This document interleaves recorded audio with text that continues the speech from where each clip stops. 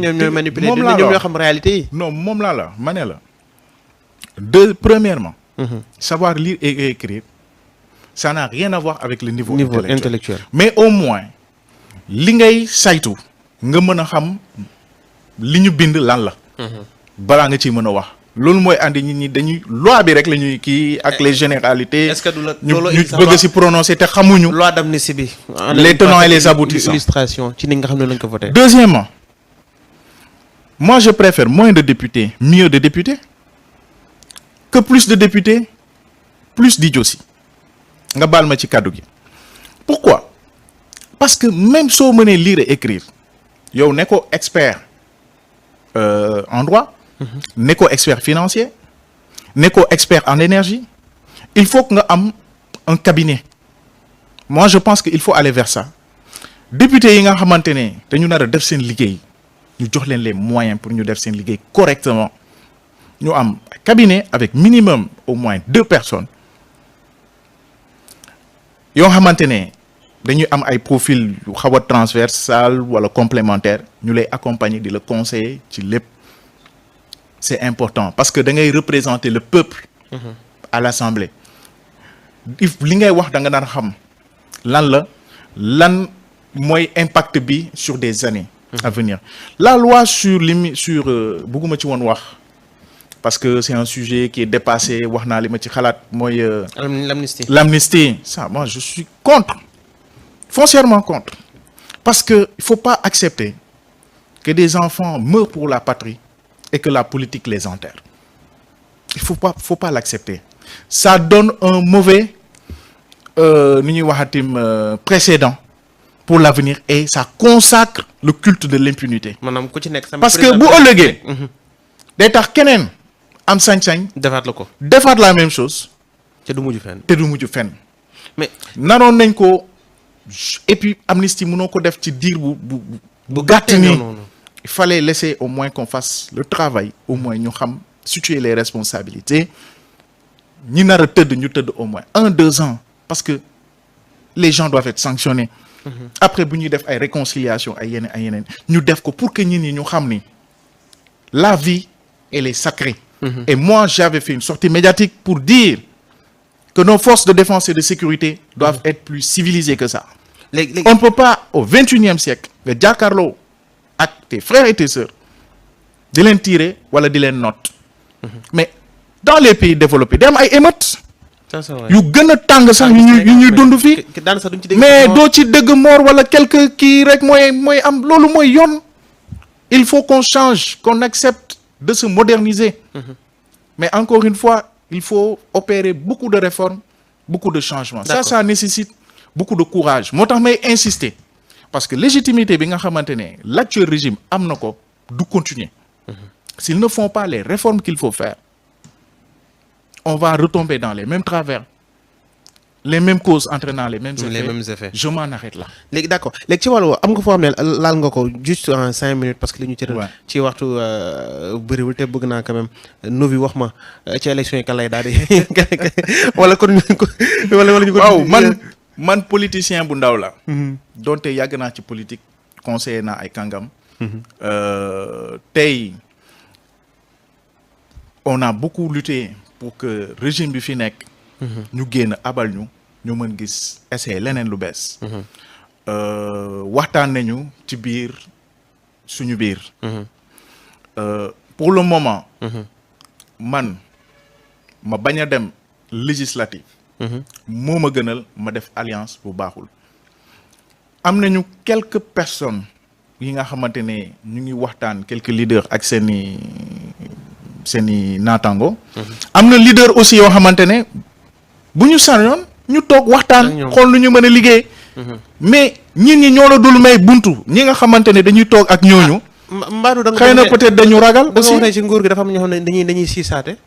mais je ne vais pas le dire mais li ma mën a wax mooy dafa mel ni gars yi ñemewuñu peut-être suñu franc parler bi. loolu du changer. mais on a l'intelligence de la politique xam nañu politique ni ñu koy defee. et puis ñun suñu réew moo ñu soxal. D'accord. voilà am na solo léegi fi ma bëggoon ñu jeexale mooy le cas de l'arrestation de l'ancien garde-corps du président de la République juste en 5 minutes parce que dossier boobu itam juróon na fi coow.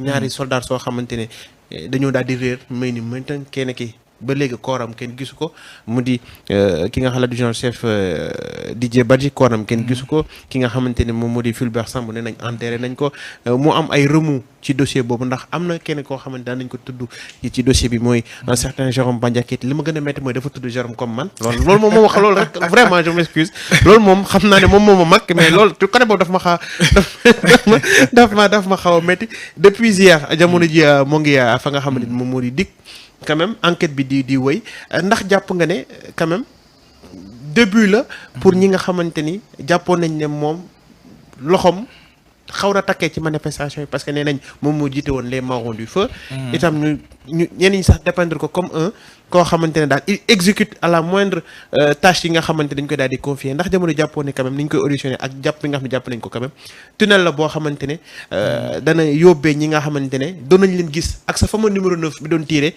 quand même ñu mën koo identifier ju ba jàpp ko.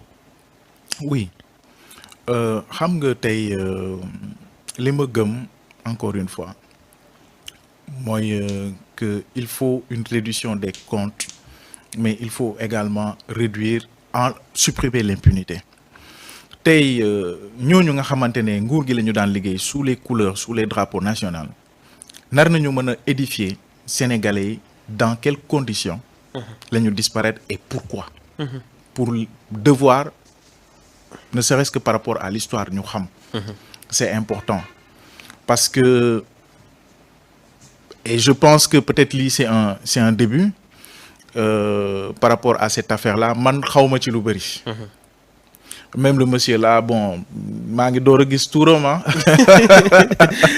voilà mais sur le principe dossier boobu ñu ngi ko daan xaar bu baax a baax il faut édifier waxoon nañ ko ci amnistie bi la bokk entre guillemets bokk ci amnistie bi loolu déet waay Ismaïla Madior Fall moo ko wax loolu ku ko wax il est de mauvaise foi Ismaïla Madior Fall moo ko wax Ismaïla Madior Fall lan la bind na fi téere yoo xamante ne après il a dit le contraire ah mais parce qu'il a la casquette politique c'est plus l'universitaire que l'on connaît boroom xam-xam la boobu moom kenn du ci lam-lamee mais tout ce qu'il dit moi je le mets sous le compte de la casquette de l'homme politique ça n'a aucune crédibilité ça ne fait pas foi pour moi et je conseille même les étudiants à ce que voilà ñu bañ a bàyyi xel sax ci loolu li leer ba leer ça n'a rien à voir d'autant plus que même l'armée bi nga xamante ne ci la ñu bokk lan la ñu waxoon dañu demoon pêcher mu am ku réer ku am ku lii ku laa léegi nan la ñu mënee xam ni ci amnistie bi la bokk wax ma rek est-ce que bu ñuy dee c'était dans le cadre de l'exercice de leurs fonctions par rapport aux manifestations non c'est des civils qui ont été c'est des soldats qui ont été exécutés hors ni ñuy wax tim circonstances de ces événements-là maintenant peut-être qu'il y a des incidences politiques man je ne suis pas dans la spéculation je suis très prudent par rapport à ce dossier mais li ma gëm mooy qu'il faut faire la lumière sur ça loi d'amnistie bi rëcc nañu xaw ma ndax dañ ci nar a dellu si waat ou pas sur le plan politique xaw ma ban impact mais xam naa ni dem naa Abidjan gars yi ne ma Sénégal nan ngeen moytu ndaxte ñun lu ñu dund fii bugguñu ko dundaat et que Alassane Ouattara bu ko neexee mu def 35 ans au pouvoir ñoom seen yoon nekku si c'est pour dire aussi que fitna kenn du ko ñaan parce que sans la paix personne ne peut construire rien du tout mais quand même la lumière sur des dossiers ou sur des disparitions ça il faut la faire sur la disparition de 2 soldats quand même il faut la faire et je pense qu'on doit profiter de ça encore une fois même réformer les dispositions sur l'amnistie et dire que tant que par exemple des faits ne peuvent être éligibles à l'amnistie que lorsque elles ont une durée par exemple de 5 ans au moins boobu day fekk au moins ñu def ay enquête ñu nar a sanctionner maintenant au bout de 5 ans bu ñu gisee nii pour voilà favoriser peut-être apaiser pour je ne sais quoi et quoi pour X raisons politico-sociales il faut faire une loi d'amnistie loolu fii lañ ko fekk fii lañ koy bàyyi ñu def loi d'amnistie et on passe à autre chose mais boobu dina fekk justice def liggéeyam parents yi xam dans quelles circonstances les enfants sont morts et que les gens n'aient pas le sentiment que Sénégal ku dee yaa perte. Et que les gens peuvent mourir n'importe comment sans aucune conséquence. loolu mooy sama opinion personnelle par rapport à ces deux points-là. Il faut faire une réforme sur les conditions bi nga xamante ne la ñuy voter loi d'amnistie, parce que dama gëm ni citoyen sénégalais bu nekk buy nooy muy Sénégal muy hors Sénégal sa vie est sacrée.